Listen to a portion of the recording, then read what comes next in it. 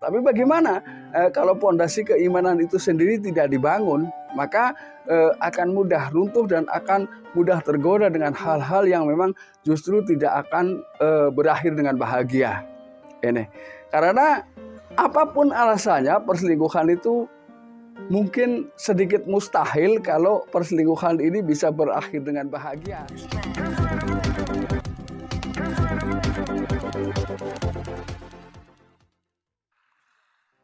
Assalamualaikum warahmatullahi wabarakatuh. Kembali lagi bersama saya Kang Kumis. Kali ini Kang Kumis kembali bersama sahabat semua, tentunya di channel Kang Kumis, channel yang selalu membahas seputar permasalahan kehidupan rumah tangga, percintaan, hingga masalah perselingkuhan. Nah, pada kesempatan kali ini Kang Kumis ingin membahas mengenai 9 ciri istri orang yang ternyata mudah diajak selingkuh. Ini tentunya adalah hal yang menarik untuk kita bahas sama-sama. Seperti apa sebetulnya tanda, gerak-gerik, dan juga ciri yang harus Anda pahami ketika Anda melihat atau merasakan adanya ciri-ciri yang akan Kang Kumis sebutkan.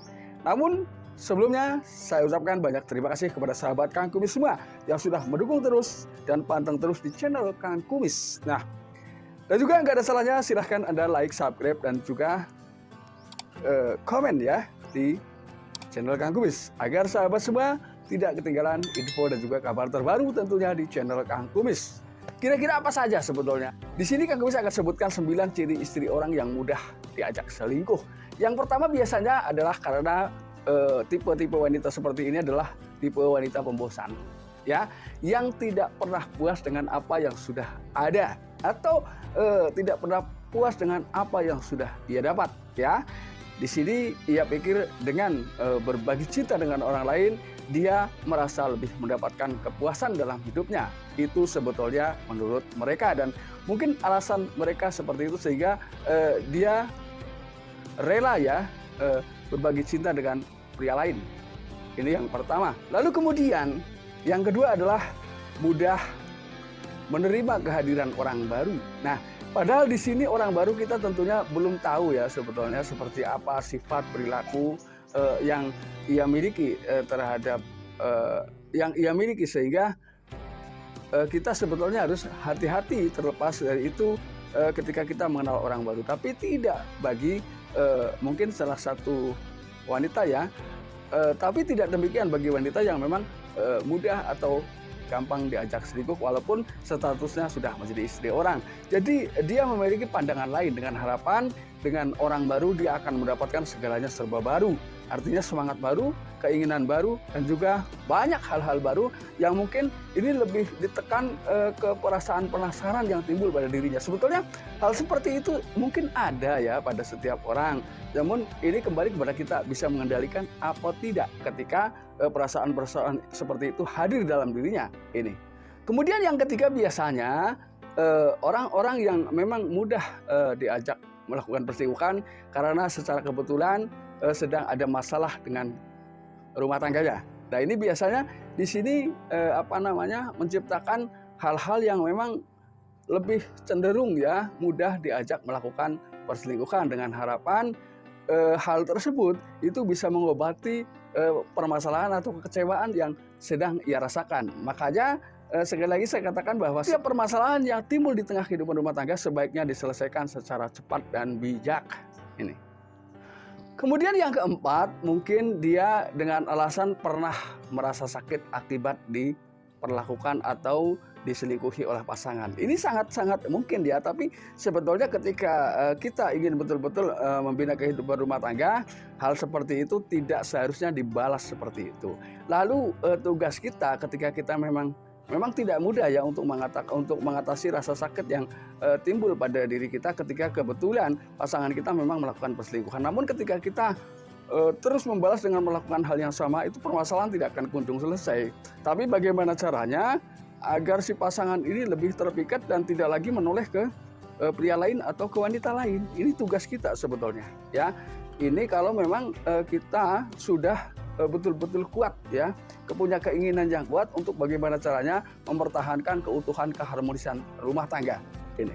Kemudian yang kelima adalah mudah terpengaruh dengan kata-kata manis dan juga penampilan yang menggoda tentunya. Nah, ini kalau kita bicara penampilan, siapapun ketika baru pertama ketemu, ini akan terlihat semuanya serba wah, ya. Apa yang kita punya di rumah memang kalah. Ini kita akui. Namun itu kan hanya karena memang pada saat-saat seperti itu masih ada godaan dalam diri seseorang. Ya, namun ketika kita sudah betul-betul memilikinya, hal tersebut tidak lagi dirasakan. Ini. Maka dari itu pandai-pandailah menyikapi. Jadi contoh ya, ketika kita mau keluar rumah nggak mungkin dong kita berpakaian asal-asalan tentunya. Berpenampilan rapi dan berbicara santun kepada orang yang baru kenal itu adalah sudah menjadi hal biasa bagi kita. Kemudian yang keenam adalah biasanya mudah marah. Jadi artinya kalau emosionalnya cukup tinggi. Jadi apa yang ia inginkan maunya diikuti. Ketika kita memberikan nasihat, mereka menjadi beda persepsi ya. Padahal kita menasehati ini adalah merupakan bentuk rasa sayang, tapi yang ia tangkap di sini adalah seakan-akan kita sudah tidak lagi perhatian. Padahal yang tidak perhatian itu adalah dia ini.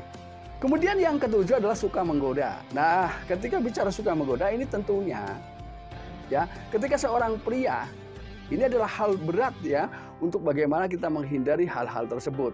Tidak menggoda saja kalau pria ya. Maaf, tidak digoda saja kalau pria ini begitu ada kesempatan biasanya suka menggoda walaupun ini tidak semua ya, apalagi digoda. Nah, godaan yang terberat untuk kaum Adam memang adalah wanita ini. Yang kedelapan adalah labil. Labil ini berarti memang terlalu banyak masalah yang selalu timbul sehingga menimbulkan kelabilan dalam berpikir, kelabilan dalam mengambil sebuah keputusan yang pada akhirnya keputusan itu bisa jadi apa yang ia ambil justru menjerumuskan dirinya ke arah yang lebih negatif dan lebih dalam. Ini biasanya karena biasanya di situ orang tidak di situasi seperti itu orang tidak mampu berpikir panjang. Ini.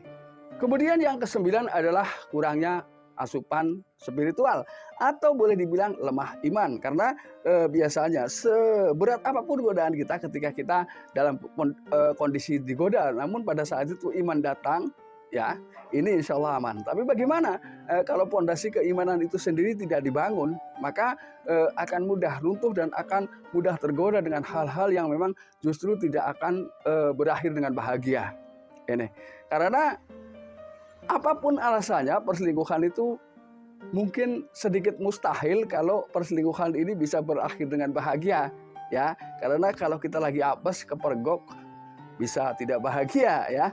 Nah sahabat, mudah-mudahan apa yang Kang Kumis sampaikan bisa bermanfaat buat sahabat semua. Dan itulah 9 ciri istri orang yang mudah diajak selingkuh.